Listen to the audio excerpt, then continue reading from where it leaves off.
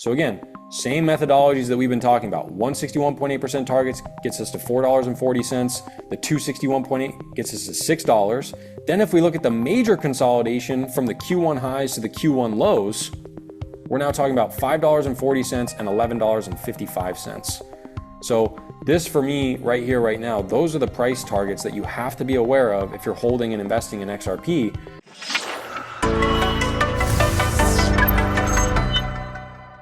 This episode is brought to you by Uphold, which is a great crypto platform that makes it easy to buy, sell, and stake crypto assets.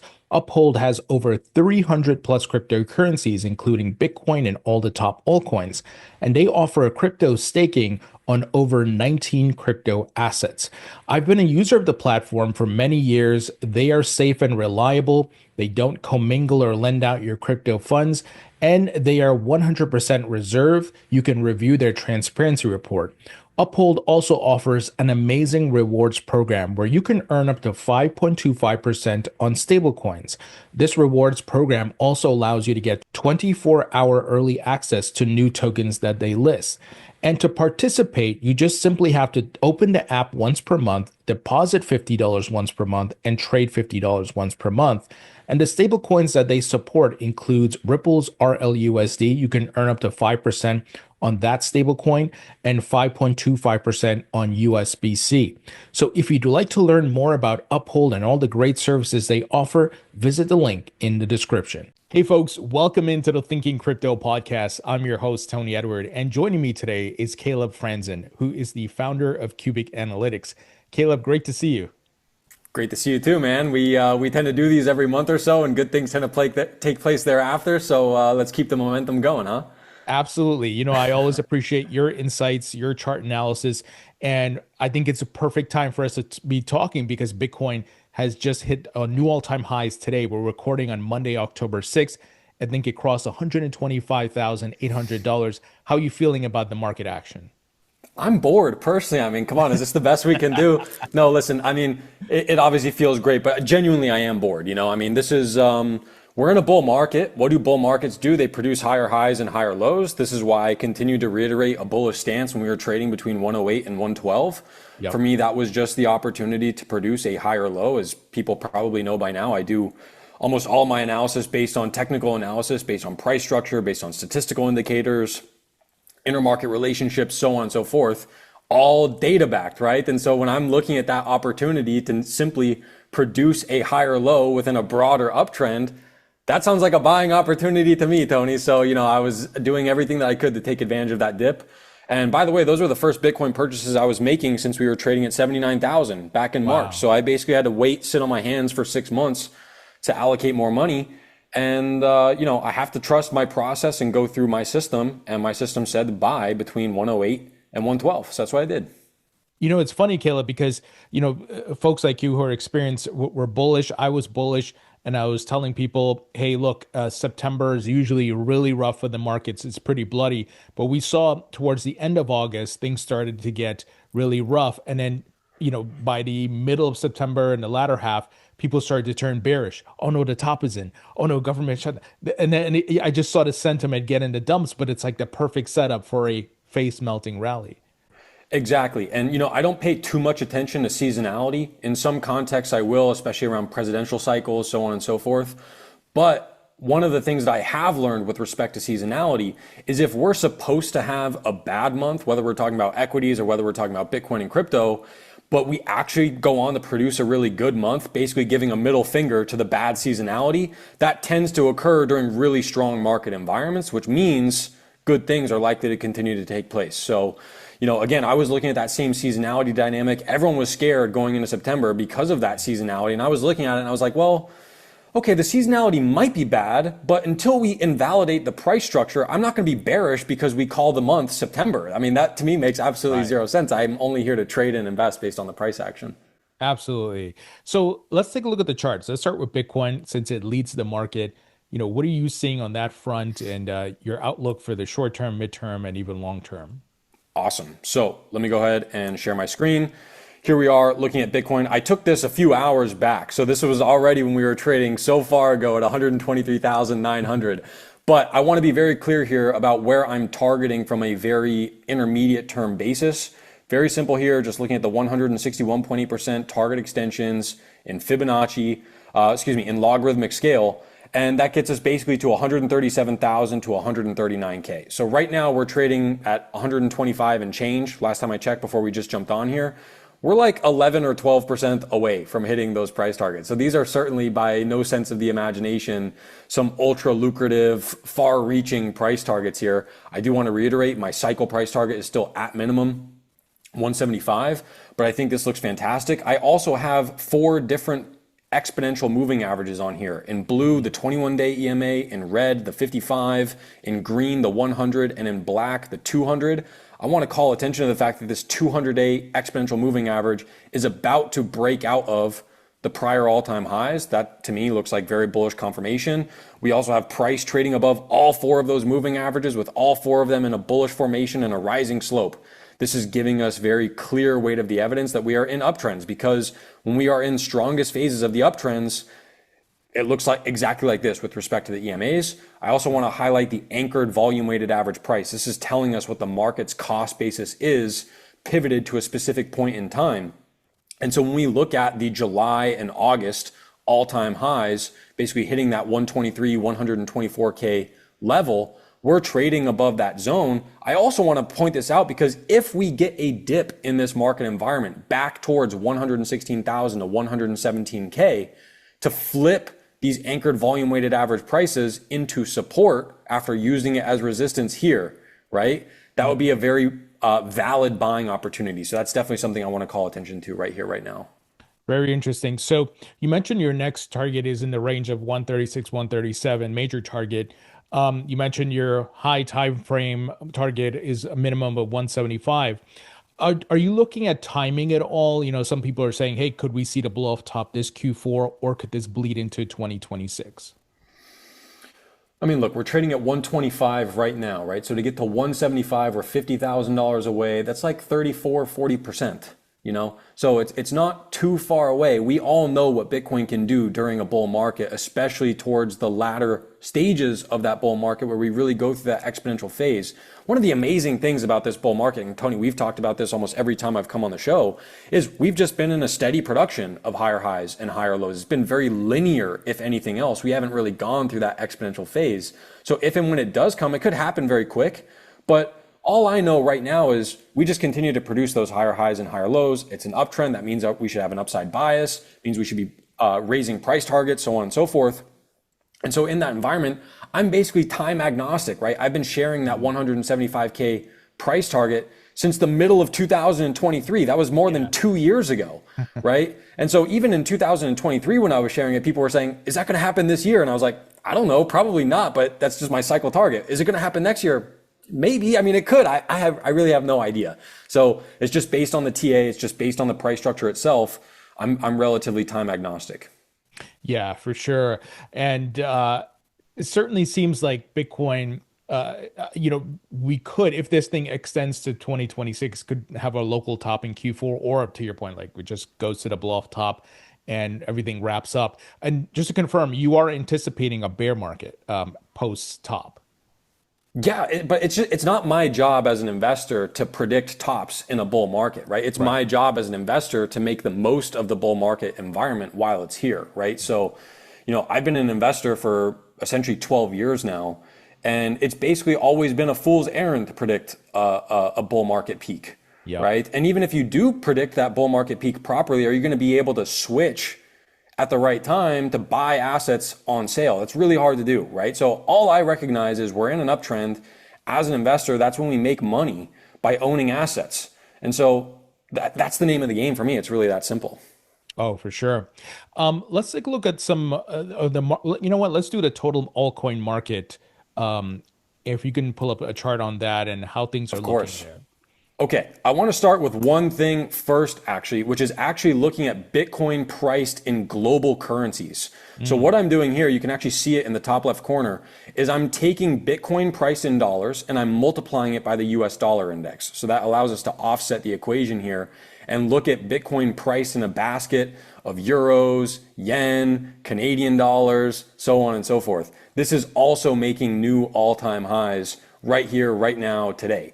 So a lot of people tend to think, oh, this price action is only happening because of a weak dollar.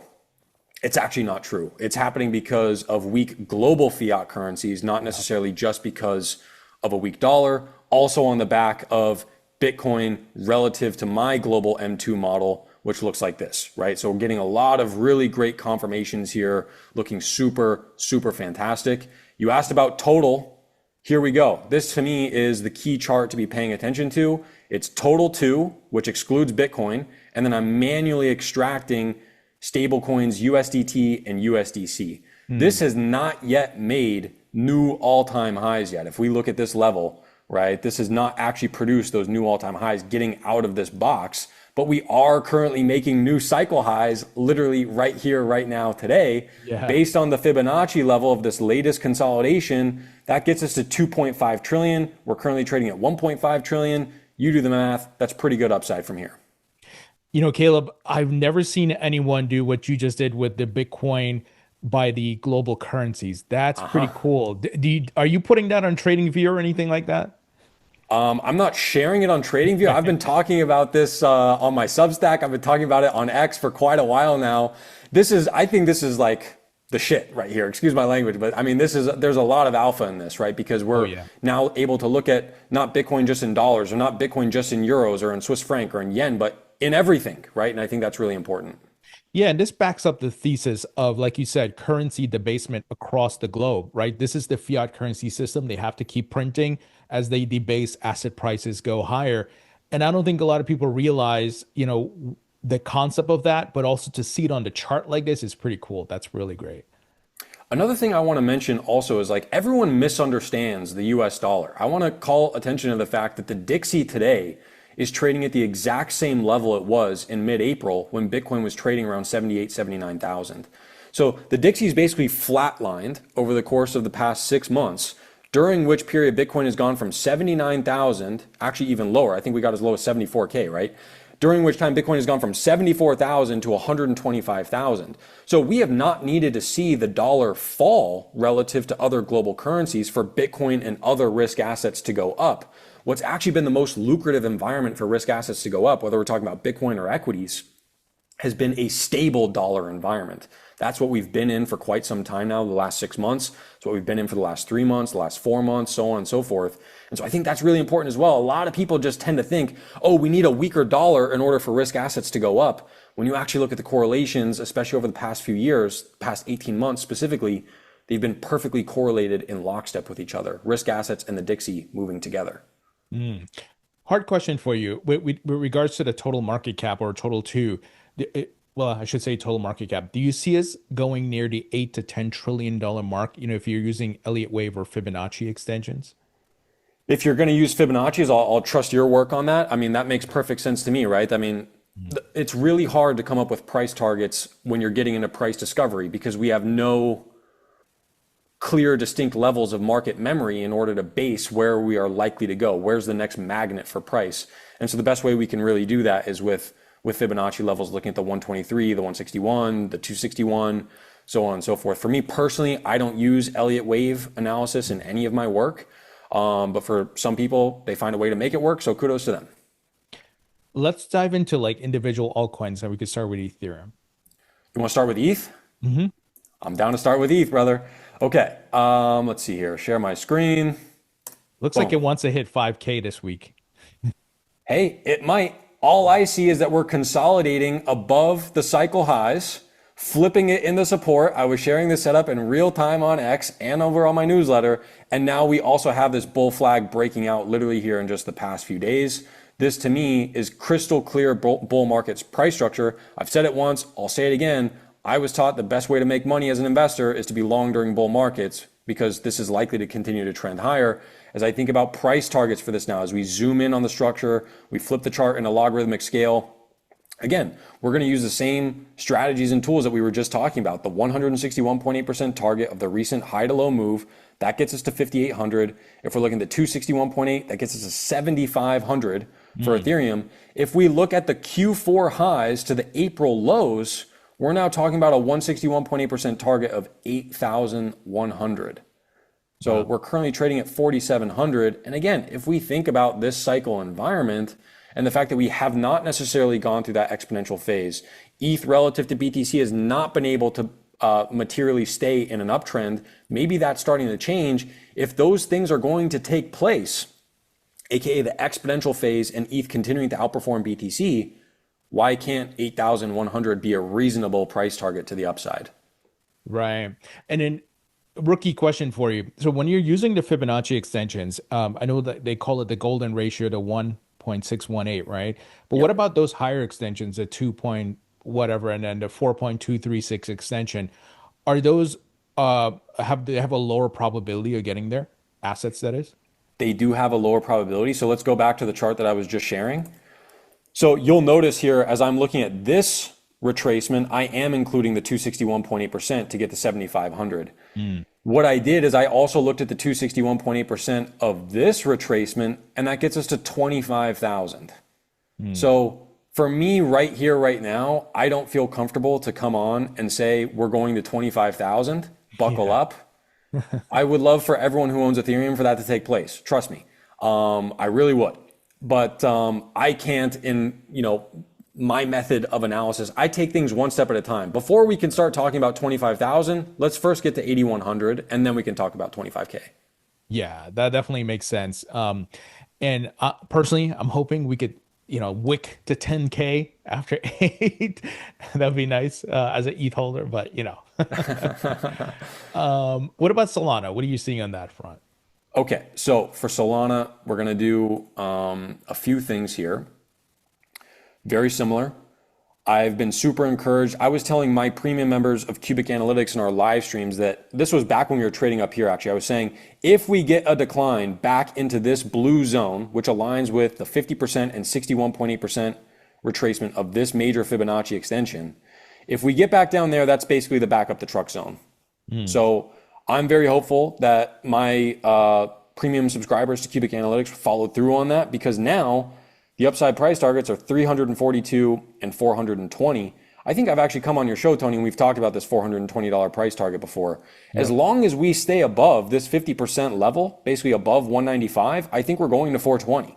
So pretty clear risk management here. If we fall below 195, you get stopped out. If we get up to these price targets between 342 and 420, you start to take a little bit of profits, right? It's pretty simple. I think one of the things I'm super encouraged about here with the current Solana price structure is if we look at Solana relative to Bitcoin. I was pretty nervous about this breakdown here, right? Because this level acted as support for basically the entirety of 2024. We break down, we flip it into resistance, we make new lows, then we flip it into resistance once again, and we make even more new lows. But now what have we started to do? We formed a new base here. We've achieved a breakout back above that level, got rejected at a perfect spot here, that 50% to 61.8% range, cooled right back down into the range, and now we're starting to reaccelerate again.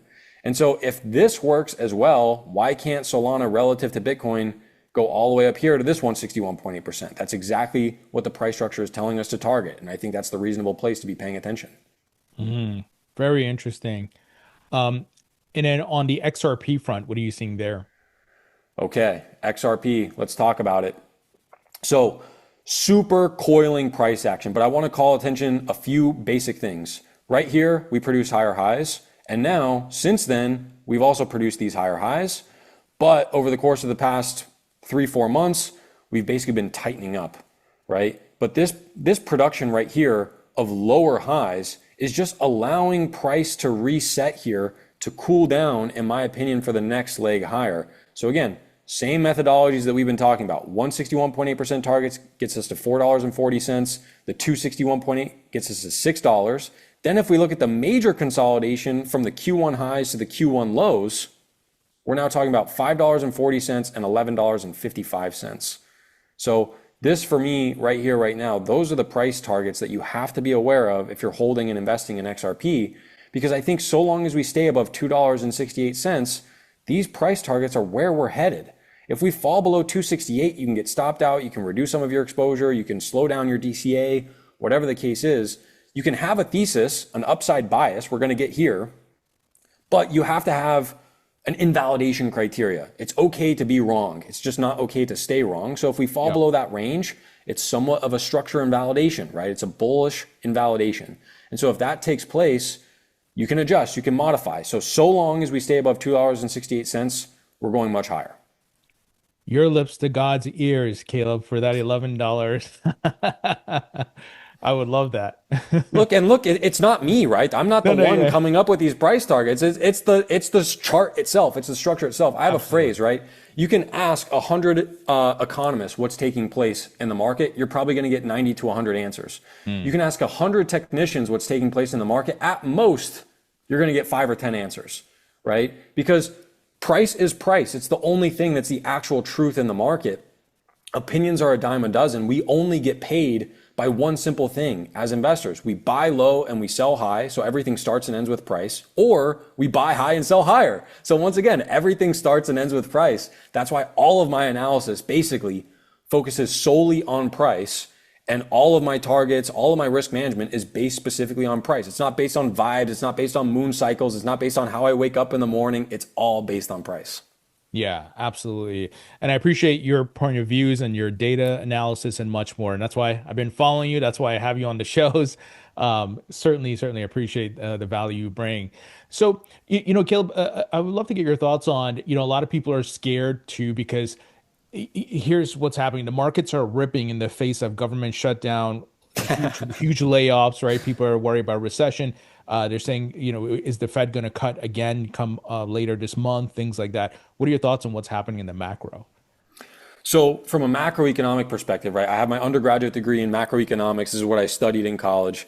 But again, I'm not really going to be using macro to make actual investment decisions. If anything, I'm using it to basically pressure test what I'm seeing in terms of price action in the market. And so when I look at the market, when I look at the economy, I continue to see resilient and dynamic macroeconomic conditions. Is everything perfect? No. Is everything good enough to support the uptrend that we're seeing in risk assets? The answer is and has been yes. To me, that's all that matters, right? So let's actually contextualize some of this. We have Q2 real GDP growth at 3.8%. We have the expectation for Q3 coming in at 3.9%. We have prime age unemployment rate, which is basically people between the age of 25 and 54, at 3.8%. That's at or near historic lows. We have labor force participation on the rise. All of those things are taking place in an environment where real GDP is strong, industrial production is on the rise, retail sales is beating expectations, and there was something else. There's also real nominal wage growth, there's both real and nominal wage growth, right? So wages are growing at like 4.1% year over year. This is an environment that's all conducive, generally speaking, for asset prices to continue to trend higher. So government shutdown for me means absolutely nothing. If anything, you can make the case that it's been a bullish catalyst.